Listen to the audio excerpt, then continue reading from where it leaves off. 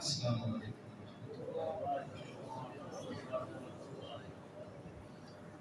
الحمد لله نحمده ونستعينه ونستغفره ونعوذ بالله من شرور أنفسنا ومن سيئات أعمالنا. من يهده الله فلا مضل له ومن يضلله فلا هادي له. وأشهد أن لا إله إلا الله وحده لا شريك له. وأشهد أن محمدا عبده ورسوله.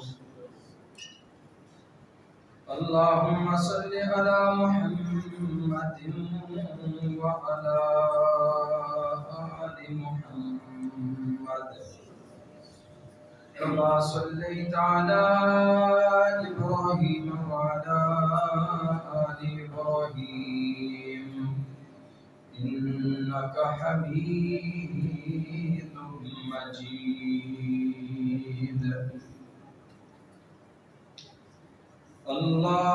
اللهم بارك على محمد وعلى آل محمد كما باركت على إبراهيم وعلى آل إبراهيم إنك حميد مجيد. أما بعد فإن خير الحديث كتاب الله وخير الهدي هدي محمد صلى الله عليه وسلم وشر الأمور محدثاتها وكل محدثة بدعة وكل بدعة ضلالة وكل ضلالة في النار. رب اشرح لي صدري ويسر لي أمري واحلل عقدة من لساني يفقهوا قولي. رب زدني علما رب زدني علما. سبحانك لا علم لنا إلا ما علمتنا إنك أنت العليم الحكيم. أما بعد فأعوذ بالله السميع العليم من الشيطان الرجيم من همزه ونفخه ونفثه. بسم الله الرحمن الرحيم. الرجال قوامون على النساء بما فضل الله بعضهم على بعض وبما أنفقوا من أموالهم. فالصالحات قانتات حافظات للغيب بما حفظ الله. واللاتي تخافون نشوزهن فعظوهن واهجروهن في المضاجع واضربوهن. فإن أطعنكم فلا تبغوا عليهن سبيلا إن الله كان عليا كبيرا.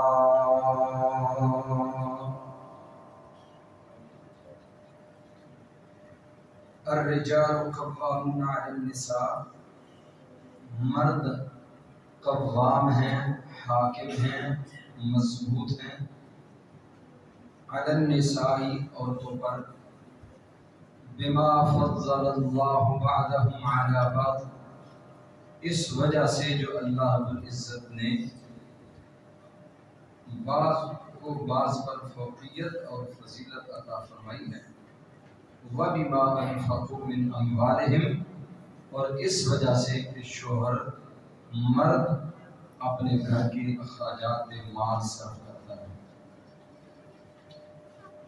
فالصالحات وہ عورتیں جو نیکوکار ہیں، قانتات عاجزی خشوع و خضوع انکساری کرنے والی ہیں، حافظات للغیب اپنے شوہر کی عدم موجودگی میں بھی حفاظت کرنے والی ہوتی ہے اس چیز کی بما حفظ اللہ جس کی حفاظت اللہ نے کی ہے۔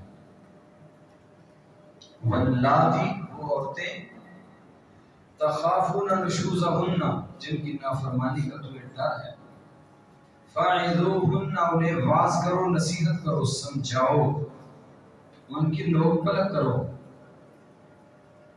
واہجروہن فی المضاجع ان سے اپنے بستر الگ کر لو، وَاضْرِبُوهُنَّ انہیں پٹائی بھی کرو، فَإِنْ أَطَعْنَكُمْ اگر وہ تمہاری فرما برداری کر لیتی ہیں، فَلَا تَبْغُوا عَلَيْهِنَّ سَبِيلًا پھر تم ان کے اوپر کوئی رستہ اور تلاش مت کرو، إِنَّ اللَّهَ كَانَ عَلِيًّا كَبِيرًا یقیناً اللہ رب العزت بلند و بالا ہے اور بہت بڑے ہیں۔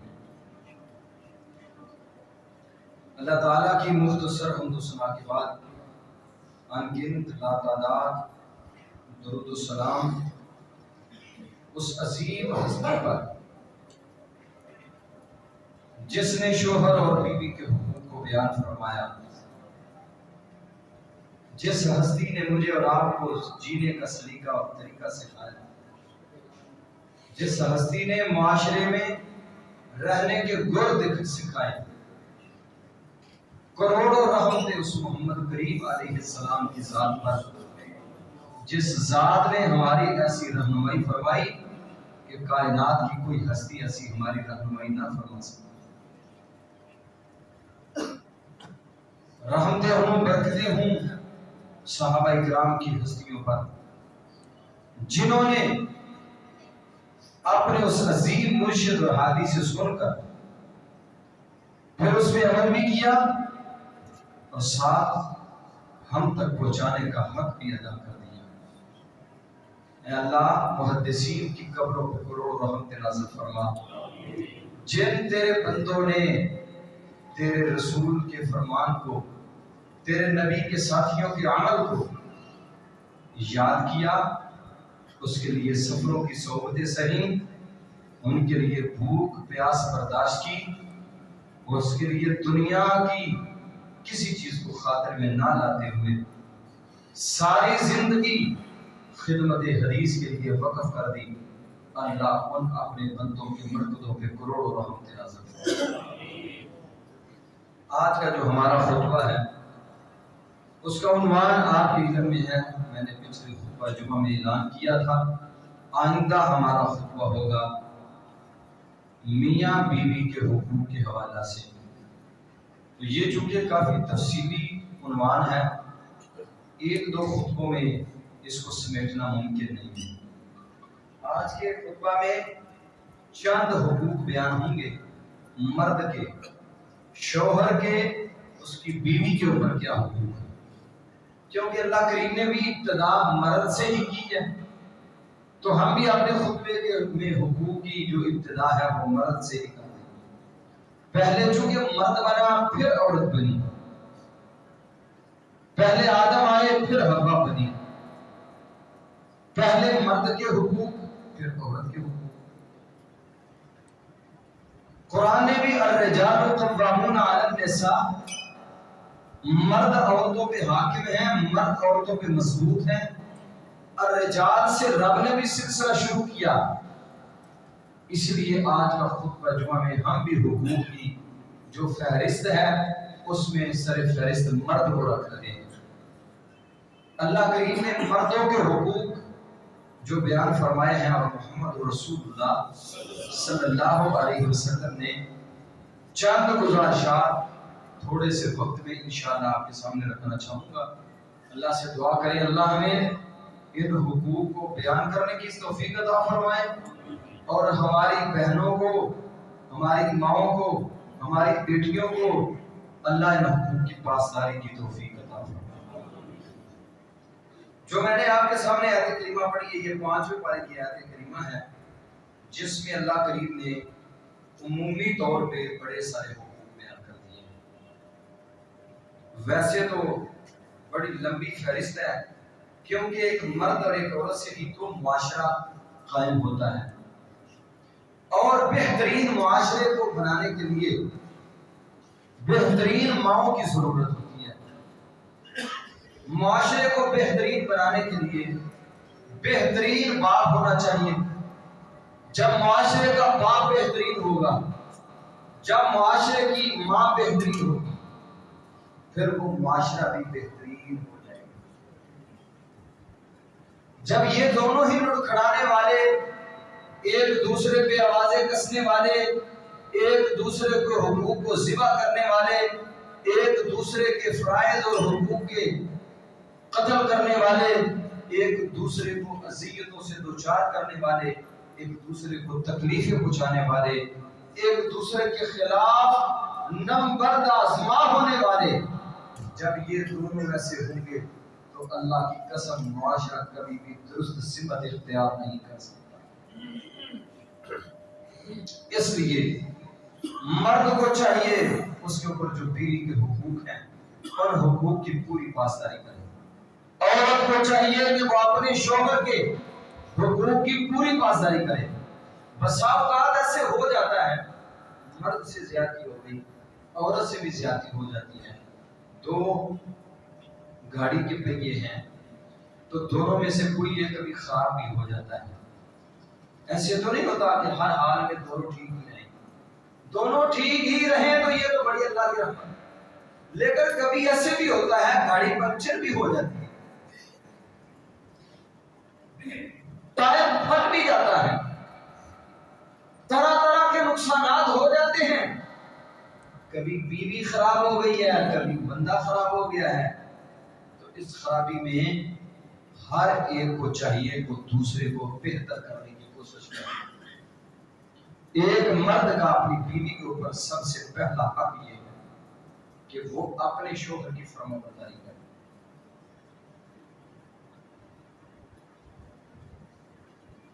جب عورت اپنے شوہر کی فرمانبرداری کرتی ہے، اور یہ فرمانبرداری مطلق نہیں ہے، یہ فرمانبرداری مقید ہے، جب تک وہ شوہر اللہ اور اس کے رسول کے فرامین کے تابع اپنی بیوی کو حکم کرتا ہے تو وہ ماننے کی پابند ہے۔ جب وہ اللہ کی نافرمانی پہ کوئی اسے ابھارے یا برانگیختہ کرے یا اسے مجبور کرے تو اسے ماننے کی کوئی اجازت نہیں۔ اللہ کی نافرمانی والا کام شوہر اپنی بیوی سے کہے کہ یہ اللہ کی نافرمانی کرو، اور بیوی قطعاً اس کی پابند نہیں ہے کہ وہ اللہ کی نافرمانی اس کے کہنے میں کرے۔ سب سے پہلی بات یہ ہے عورت کے لیے، سب سے پہلا مرد کا حق یہ ہے کہ بیوی اپنے شوہر کی اطاعت اور فرمانبرداری کرے۔ کیوں نہیں؟ الرجال قوامون علی النساء، مرد عورتوں کے اوپر حاکم ہیں۔ کبھی معاشرے میں ایسے آپ نے دیکھا ہو، ہم کوئی اور مثال نہیں دیتے، یہ ہماری محمدی مسجد ہے، اس مسجد میں ہم آتے ہیں، اے سی چل رہے ہیں، بہترین ماحول، صفائی ستھرائی، واش روم صاف، مسجد صاف، دریاں بچھی ہوئی، صفیں بچھی ہوئی، سپیکر بہترین، الحمدللہ، سارے معاملات مینٹین، سارا کچھ۔ کیوں؟ اس وجہ سے کہ ہم نے ایک امیر متعین کیا ہوا ہے کہ یہ ہمارے یہ کابینہ ہے اس اللہ کے گھر کی، اور اس گھر کا ہم نے مین بندہ ایک متعین کیا ہوا ہے کہ یہ ہمارا مسجد کا امیر ہے، یہ ہمارا صدر صاحب ہے، یہ مین بندہ ہے، باقی سارے ان کے معاون ہیں۔ اب مسجد مینٹین ہے، ہر چیز اپنی اپنی جگہ پہ موجود ہے، سارے معاملات ٹھیک چل رہے ہیں۔ قرآن کے معاملات اپنی جگہ پہ، خطیب صاحب آتے ہیں جمعہ پڑھاتے ہیں، ناظرہ پڑھانے والے ناظرہ پڑھا رہے ہیں، حفظ کروانے والے حفظ کروا رہے ہیں، پنکھے چل رہے ہیں، وہ پنکھا خراب ہوا فوراً ٹھیک کروا دیا گیا۔ یہ کب ہوگا؟ کوئی ایک آدمی تو مین امیر متعین کرنا پڑتا ہے یا نہیں؟ کوئی کمپنی ہے، کوئی مسجد ہے، کوئی گھر ہے، کوئی ملک ہے، کوئی ایک بندہ بڑا متعین امیر کرنا پڑتا ہے تو تب معاملات چلتے ہیں۔ یہ دنیا کا، پوری دنیا کا یہ نظام ہے، بھلے کوئی کافر ملک ہے تب بھی، بھلے کوئی مسلمان ہے تب بھی۔ اسی طرح رب کریم نے گھر کے اندر ایک مرد ہے، ایک عورت ہے، ان کے بچے ہیں، ان کے اوپر امیر متعین کیا ہے شوہر۔ امیر کسے متعین کیا ہے؟ شوہر کو۔ کیوں متعین کیا ہے اس کو؟ اس وجہ سے کہ اللہ کریم فرماتے ہیں میں نے مرد کو مضبوط پیدا کیا ہے عورت کے مقابلہ میں۔ مرد عزم کے لحاظ سے عورت سے زیادہ مضبوط ہوتا ہے، رائے کے اعتبار سے عورت سے زیادہ مضبوط ہوتا ہے، جفا کشی کے لحاظ سے عورت سے زیادہ مضبوط ہوتا ہے، پریشانیاں دکھ سہنا اس لحاظ سے مرد زیادہ پریشانیاں سہنے کی ہمت رکھتا ہے۔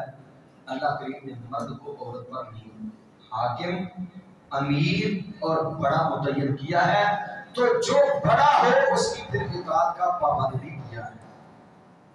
تو ایک عورت کے اوپر سب سے پہلا اس کے شوہر کا حق کیا ہے؟ سارے بولے ذرا، آپ بول ہی نہیں رہے تو اپنے حق کیا لینا ہے؟ سب سے پہلا حق کیا ہے ایک عورت پر مرد کا؟ سب سے پہلا حق یہ ہے کہ وہ اپنے شوہر کی اطاعت فرمائے۔ جو شوہر کہہ رہا ہے اسے ظاہر کا نقصان بھی نظر آ رہا ہے، لیکن شوہر اس پہ کاربند مضبوط ہو گیا ہے، اپنی رائے دینے کی کوشش کرے۔ بعض عورتوں کی عادت ہوتی ہے ہمارے گھر کیوں خراب ہے زیادہ؟ اللہ کی قسم اس قدر طلاق کے مسائل بڑے ہوئے ہیں، اس قدر خلا کے مسائل بڑے ہوئے ہیں، پریشانیاں گھر گھر کے اندر پریشانیاں ہیں، عورتیں اپنی جگہ پہ پریشان ہیں، مرد اپنی جگہ پہ پریشان ہیں۔ اس کی وجہ یہ ہے کہ ہم اس ترتیب کو ملوث خاطر نہیں رکھتے۔ میں نے پچھلے خطبوں میں خطبہ دیا، اس میں نے ایک حدیث بیان کی، ایک واقعہ بیان کیا۔ اللہ کے نبی صلی اللہ علیہ وسلم کے پاس ایک مہمان آیا جس کو کھانے کی ضرورت تھی۔ آپ نے اپنے گھروں کی طرف پیغام بھیجا، آپ کے کسی گھر سے مہمان کا کھانا نہیں ملا۔ ایک انصاری صحابی کھڑے ہوئے کہنے لگے اللہ کے رسول میں آپ کے مہمان کی مہمان نوازی کروں گا۔ آج کل بندوں کا حال یہ ہے کہ پہلا بیوی نو پوچھو کہ گھر لے آواں کسی اجازت ملے تو تب، نہیں گھر میں کچھ بھی نہیں بازار سے لے آئے ہو، بازار سے بھی لے آؤ، جو اس کی خدمت کرنی ہے، خاطر توجہ کرنی ہے، بازار سے لے آؤ۔ اس سے تو بہتر تھا آپ فیکٹری میں اس کی خاطر توجہ کر لیتے، اپنے دفتر میں بیٹھ جاتے، گھر لے آتے اور کسی گھر لے گئے، بیوی سے پوچھا گھر میں کچھ ہے؟ کہا ما عندنا الا قوت الصبیہ، ہمارے پاس صرف ایک بچوں کے کھانے کے برابر تھوڑا سا۔ کہا آج دیکھو نصیب اور مقدر کی بات کیسی ہے، اللہ کے نبی کا مہمان اور گھر ہمارا، مہمان اللہ کے نبی کا اور گھر ہمارا، کس قدر ہماری خوش نصیبی ہے اس کی خدمت۔ آپ بیوی نے یہ نہیں کہا گھر میں کچھ بھی نہیں ہے، مہمان اٹھا کے لے آتے ہو، نہ کچھ کماتے ہو، گھر میں پریشانی ہے، بچوں کے کھانے کے لیے ہے کچھ نہیں، تم بال سے مہمان لے آئے ہو۔ ایسی باتیں سننے کو آتی ہیں یا نہیں؟ اب سارے خاموش ہیں، ایسی باتیں سننے کو آتی ہیں، آپ بولے یا نہ بولے؟ باتیں سننے کو آتی ہیں. یقین مانے کئی گھروں میں لڑائیاں ہو جاتی ہیں, جھگڑے ہو جاتے ہیں. کہا جو ہے اللہ کے نبی کے مہمان کے لیے تیار کرو, ہم بھوکے رہ کے گزارا کر لیں گے. نبوی سبیانہ کی اپنے بچوں کو کیا کرو, بھوکی سلا دو, لیکن اللہ کے نبی کے مہمان کی مہمان نوازی کرو. اس عورت کی خدمت اور اس عورت کا صبر, اس عورت کی اپنے شوہر کی فرما برداری پہ قربان جاؤں. اللہ کو اتنی پسند آئی ہے, اتنی پسند آئی ہے, سبحان اللہ. اس اللہ کی بندی نے کوئی لفظ نہیں بولا. حدیث کی کتابیں پڑھ لیں, صحیح البخاری کتاب التفسیر کی یہ روایت ہے, دیگر کتابوں کے اندر بھی پڑھ لیں, کوئی اور لفظ نہیں بولا. فوراً اپنے شوہر کے کہنے پہ کھانا تیار کرنا شروع کر دیا. جیسے جیسے شوہر گائیڈ کرتا گیا ہے ویسے ویسے وہ اللہ کی بندی کرتی گئی ہے. کوئی اس نے اپنی رائے نہیں دی, کوئی اس نے اپنے بندے سے جھگڑا نہیں کیا, کوئی اپنے شوہر کے ساتھ بدتمیزی نہیں کی, کوئی اس سے آنکھیں نہیں نکالی, کوئی اس نے رویہ چینج نہیں کیا, بلکہ جیسے جیسے شوہر کرتا جا رہا ہے کہتا جا رہا ہے وہ کرتی جا رہی ہے. اس نے کہا کھانا بنا دو, بنا دیا. کہا دیا بجا دو, بجا دیا. کہا بچوں کو سلا دو, سلا دیا. سارا کچھ کرنے کے بعد اللہ کے نبی کے مہمان کو کھانا کھلایا, رات بھوکے گزار دیا. کس کی فرما برداری ہو رہی ہے؟ کیوں یہ بات سمجھ آ رہی ہے؟ بولے ہاں ذرا, کس کی فرما برداری ہو رہی ہے؟ کون فرما برداری کر رہا ہے؟ بیوی. بیوی اپنے شوہر کی فرما برداری کر رہی ہے. مال کے کائنات کو یہ نظام, یہ طریقہ کار, رب کائنات کو یہ گھڑیاں, یہ ساعات, یہ لمحات رب کائنات کو اتنے عجیب اور اتنے پیارے لگے. میں مال کے کائنات کی عظمت پہ قربان جاؤں, میرے رب نے قرآن بنا کے نازل کر دیا. قرآن اترا, جبریل قرآن لے کے آئے, فجر کی نماز پڑھنے کے لیے آ رہے ہیں. رسول اللہ صلی اللہ علیہ وسلم نے دیکھ کے مسکرایا. آپ کا چہرہ لہلہا رہا ہے, شکر میں. جب ابو طلحہ آئے آپ کو ہنستے مسکراتے اور آپ کا چہرہ خوش و خرم لہلہا رہا ہے, آپ پوچھتے ہیں محبوب آج کچھ زیادہ ہی آپ خوش نظر آ رہے ہیں. کہا ابو طلحہ آپ کو دیکھ کے میں خوش ہو رہا ہوں. کہا یا رسول اللہ کون سا ایسا معاملہ ہوا جس کی جو میری وجہ سے آپ کو خوشی پہنچی؟ کہا ابو طلحہ مجھے یہ بتلاؤ رات آپ نے کوئی عمل کیا ہے؟ کہا کوئی عمل نہیں کیا, معمول کے مطابق زندگی گزاری ہے, کچھ بھی نہیں. کہا نہیں, کوئی کام کر کے ایسا آئے ہو جس کام نے رب کو آسمان پہ خوش کر دیا. ساتوں آسمانوں پہ آپ کا رب خوش ہے, آسمانوں پہ خدا خوش, زمین پہ مصطفیٰ خوش ہے. کوئی ایسا کام کر کے آئے ہو؟ کہا رات کو آپ کے مہمان کی خاطر تواضع کی ہے اور تو کوئی کام نہیں کیا. سارا واقعہ سنایا, اس طرح میں نے خدمت کی ہے. آپ نے فرمایا ضحک اللہ من فلان و فلانۃ, آسمانوں پہ رب ہنس رہا تھا, زمین پہ میں مصطفیٰ ہنس رہا ہوں. ابو طلحہ رب ذوالجلال کی قسم, تیری بیوی نے جو کردار ادا کیا ہے, تیری اطاعت, تیری فرما برداری, تیری بات کو مانا, رات بھوکے گزاری, بچے بھوکے, خود بھوکی, تم بھی بھوکے رہے, ساری رات بھوکے گزار دی اور اپنے مہمان کی مہمان نوازی خاطر دعا کی. رب کو یہ لمحات اتنے پسند آئے, مال کے کائنات نے آسمانوں سے قرآن اتار دیا اور ساتھ یہ بھی پیغام سنا دیا کہ میں رب پہ ہنس رہا ہوں. اذا ضحک ربک الی عبد فلا حساب علیہ یوم القیامہ, جسے دیکھ کے رب اس قیامت کے دن رب اس کا حساب ہی کرے. پھر میں کہتا ہوں اس عورت نے اپنے شوہر کی فرما برداری کی, رب نے اعزاز کتنا بخشا. کئی عورتیں اپنے بندے کو پڑھ کے جواب دے کے اپنے آپ کو ڈیا سمجھتی ہیں, میں بڑی مضبوط ہے, بڑی بڑی ہوں, میں بہت مضبوط ہوں, میں بہت سیانی ہوں, بہت سمجھدار ہوں, میں اپنے بندے کو ہلنے نہیں دیتی. بیبیاں بیعت اللہ کرتی ہیں, میں اپنے بندے کو ہلنے نہیں دیتا کبھی. اللہ کی قسم اس عورت کا یہ عمل مال کے کائنات کو اتنا پسند آیا, کہ میرے مالک نے قیامت تک اس کے تذکرے باقی چھوڑ دیے. قیامت تک اس عورت کے تذکرے ہوں گے یا نہیں؟ آج ممبر سے آپ کس کا تذکرہ سن رہے ہیں؟ اسی عورت کا سن رہے ہیں. سب سے پہلی بات، عورت کے لیے اس کے مرد کی، اس کے شوہر کی اطاعت اور فرما برداری ضروری ہے. اور پھر عورت جب فرما بردار بنتی ہے، اللہ کریم اسے کیا عطا کرتے ہیں؟ رسول اللہ صلی اللہ علیہ وسلم نے فرمایا ایما امرأ، وہ عورت جو 5 نمازیں پڑھتی ہے، سنت خمسہا، کتنی نمازیں؟ 5 نمازیں پڑھتی ہے، صامت شہرہا، رمضان المبارک کے مہینے کے روزے رکھتی ہے، اطاعت بالہا، اپنے شوہر کی فرما برداری میں زندگی گزارتی ہے، حسنت فرجہا، اپنے جسم کی حفاظت رکھتی ہے.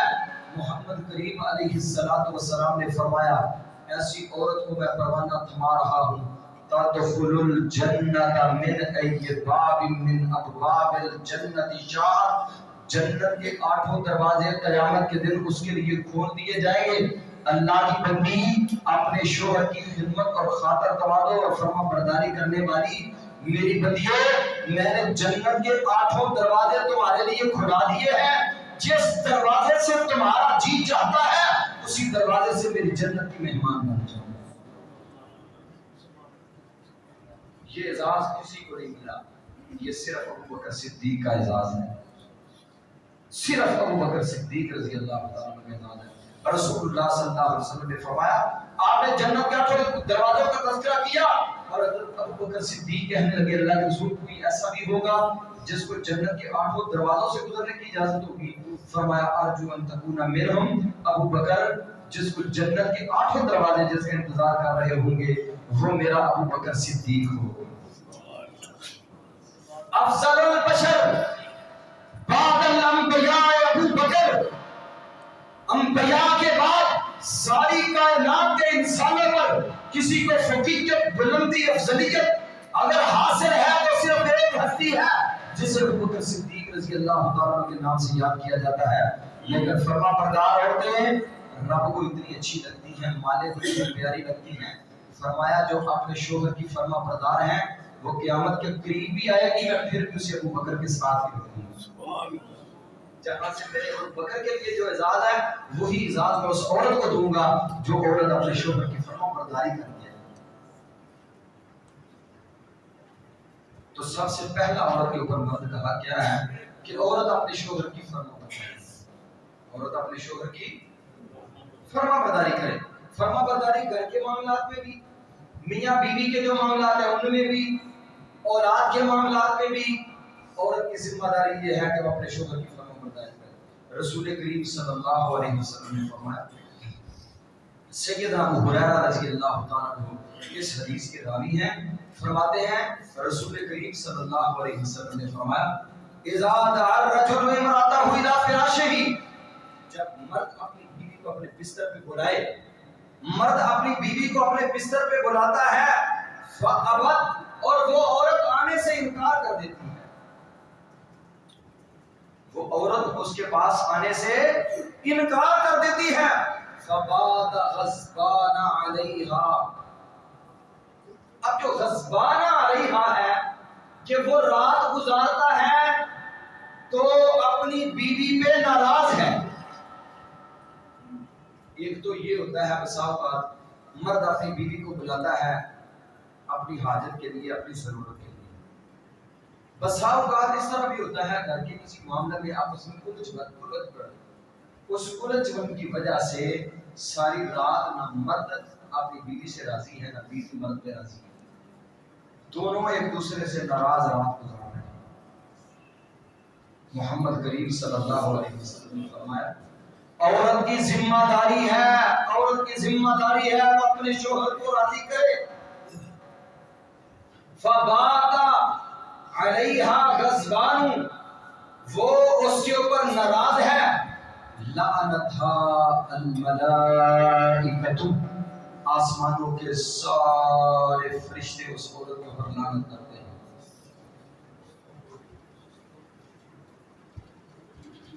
آسمانوں کے نورانی ملائکہ اس عورت پہ لعنت کرتے ہیں، جس کے اوپر اللہ کے نورانی ملائکہ لعنت کرے اس عورت پہ رحمت آ سکتی ہے؟ جب اس پہ اللہ کی رحمت نہیں آئے گی تو اس گھر میں سکون آ سکتا ہے؟ اس کے شکم سے پیدا ہونے والی اولاد اچھی ہو سکتی ہے؟ اس کے گھر میں خیر و برکت آ سکتی ہے؟ جس گھر میں لعنتیں برس رہی ہوں اس گھر میں رحمتیں کیسے آئیں گی؟ یہ دونوں متضاد ہیں۔ رحمت ہوگی تو لعنت نہیں ہوگی، لعنت ہوگی تو رحمت نہیں ہوگی۔ اس لیے عورت کی ذمہ داری ہے کہ عورت اپنے شوہر کی حفاظت، اپنے شوہر کی اطاعت، اپنے شوہر کی فرمانبرداری کرے۔ صاحب کا اس طرح بھی ہوتا ہے، انسان ہونے کے ناطے طبیعت خراب ہے، اپنے شوہر سے اچھے طریقے سے بات کرے، اسے کہہ دے وہ کوئی جلاد تو نہیں ہے، وہ کوئی ظالم تو نہیں ہے، وہ کوئی جاہل تو نہیں ہے، حیوان جانور تو نہیں ہے۔ جب ایک عورت اپنے شوہر سے اچھے طریقے سے اسے سمجھا دیتی ہے، بات کر دیتی ہے، تو پھر مرد کو بھی سمجھ آ جاتی ہے۔ اگر عورت اپنے شوہر سے جان چھڑائے، اپنے شوہر سے بیزاری کا اظہار کرے، اس کی دعوت پہ اس کے بستر پہ نہیں آتی، محمد رسول اللہ صلی اللہ علیہ وسلم نے فرمایا ساری رات اللہ کے فرشتے اس پر لعنت کرتے ہیں حتی تصبح، یہاں تک کہ صبح ہو جاتی ہے، اس پہ آسمانوں سے لعنتیں برستی رہتی ہیں۔ اور پھر شارحین حدیث نے لکھا ہے، اس حدیث کی شرح کے اندر شارحین حدیث نے لکھا ہے کہ اگر عورت اپنے شوہر کی دعوت پر، اپنے شوہر کے بلانے پر اس کے بستر پہ نہ آئے، اللہ رب العزت اس عورت کو ایسی بیماریوں میں مبتلا کر دیتے ہیں کہ پھر وہ ساری زندگی اس کے قابل ہی نہیں بنتی۔ ایسی بیماریاں اسے لگ جاتی ہیں، ان بیماریوں میں مبتلا ہو جاتی ہے۔ کیوں؟ اس وجہ سے کہ اس نے بہت بڑی نافرمانی کی ہے، اتنی بڑی نافرمانی ہے کہ آسمانوں کے نورانی ملائکہ لعنت کر رہے ہیں۔ تو مرد کا عورت کے اوپر سب سے پہلا حق کیا ہے کہ وہ اس کی اطاعت اور فرمانبرداری کرے۔ دوسرا حق کیا ہے عورت کے اوپر مرد کا؟ رسول اللہ صلی اللہ علیہ وسلم نے فرمایا اس کے گھر میں کوئی ایسا شخص داخل نہ ہو سکے جسے وہ ناپسند کرتا ہے۔ کئی گھروں کے اندر لڑائیاں یہ ہیں، میں نے اپنی زندگی میں بڑے لوگ ایسے دیکھے جن کے گھروں کے اندر لڑائیاں جھگڑے ایسے ہیں۔ ساتھ کا بعد میں پڑھتا تھا آخری سال میں، ایک بندہ آیا، وہ آ کے کہنے لگا حافظ صاحب ہم تو بڑے پریشان ہیں، ہمارا گھر تو عذاب بنا ہوا ہے۔ میں نے کہا ہوا کیا؟ کہنے لگا ہمارے گھر میں ایسے ہو گیا جیسے میری بیگم کو کچھ جادو ہو گیا ہے یا جن چپڑ گئے، کوئی ایسا مسئلہ بن گیا ہے۔ میں نے کہا پھر کیا کرنا چاہیے؟ کہنے لگا میرے ساتھ چلیں۔ میں اس کے ساتھ گیا، ان کے گھر جا کے اس کی بیوی کو پوچھا، تو مسائل پہ سنے۔ میں نے پوچھا آپ کو اصل مسئلہ کیا درپیش ہے؟ وہ کہنے لگا اصل مسئلہ یہ درپیش ہے، یہ ہمارے ہمسایوں کا ایک لڑکا ہے، جب وہ ہمارے گھر آتا ہے پھر اس کی طبیعت ٹھیک ہوتی ہے، جب وہ ہمارے گھر نہیں ہوتا پھر اس کی طبیعت خراب ہوتی ہے۔ میں نے کہا بھائی ان کو ہور چلے چپڑے ہیں، یہ جن ساڑھے کو انہوں نے نہیں کرنا۔ صحیح۔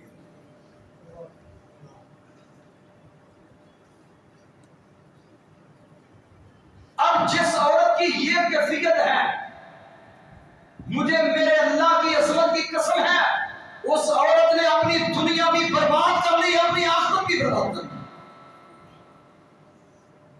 جب تک وہ ان چیزوں سے طائب نہیں ہوتی، اس شوہر کے دل کے اوپر کون سی چھریاں چلتی ہوں گی، اس شوہر کے لیے ایسا مرد بے غیرت نہ ہو جائے، دیوس نہ ہو جائے۔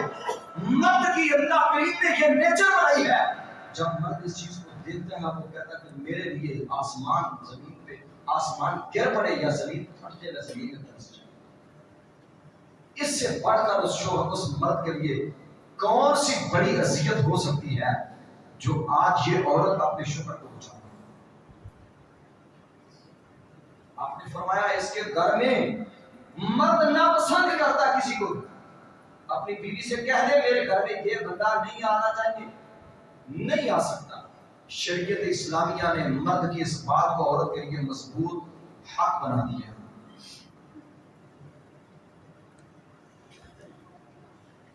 کہاں اسے قطعاً رشتہ دار ہے اور ہے، اس کے گھر میں مجھ کو شوہر نہ پسند کرتا ہے، اسے اپنے گھر میں اس کو داخل کرنے کی، گھر میں بٹھانے کی، بیٹھک میں بٹھانے کی بھی اجازت نہیں ہے۔ کیوں؟ کوئی باہر سے آیا ہے، دین اسلام نے عورت کو یہ تربیت دی ہے، باہر سے کوئی آیا آ کے پوچھتا ہے، گھنٹی دی، دروازہ کو کھٹکایا، دستک دی، آگے سے کرخت آواز کے ساتھ پوچھے کون ہو؟ نرم لہجہ عورت کو اختیار نہیں کرنا چاہیے۔ اللہ تعالیٰ بڑے کے رحمت فرمائے، ہمارے بزرگ تھے کاموں کی میاں صاحب صاحب، اللہ تعالیٰ ان کی کوشش فرمائے۔ ان کی ایک بیٹی ہے بہت نیک، بڑی صالحہ، یقین مانے ایسی صالحہ عورت میں نے زندگی دیکھی، اتنے نیک عورت۔ آگے اس کی معاملات اللہ کے پاس ہے، جو ہمیں اس کی سمجھ رہی ہے، میں تو وہ کہہ رہا ہوں۔ جب بھی اس کے دروازے پہ کسی نے جانا، یوں محسوس ہوتا تھا کہ یہ بڑی اکھڑ طبیعت عورت ہے۔ میں اس وقت بالکل چھوٹا تھا، اس کی شادی ہوئی تھی اس وقت، جب سے یہ معاملہ میں نے دیکھا۔ کوئی آیا ان کے گھر میں، پوچھا، اس نے بڑی کرخت آواز کے ساتھ آگے سے جواب دیا۔ کیوں؟ دین اسلام نے فرمایا اس لیے کہ بسا اوقات ایسے بھی ہوتا ہے، کچھ مریض ہوتے ہیں لوگ، مریض، ان کے دلوں میں ان کے لیے برے وسوسے آنا شروع ہو جاتے ہیں۔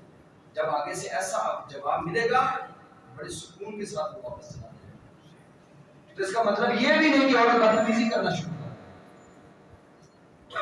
بدتمیزی نہیں، اس کا لہجہ تھوڑا سا سخت ہونا چاہیے تاکہ کوئی اس کے متعلق بری سوچ نہ سوچ سکے۔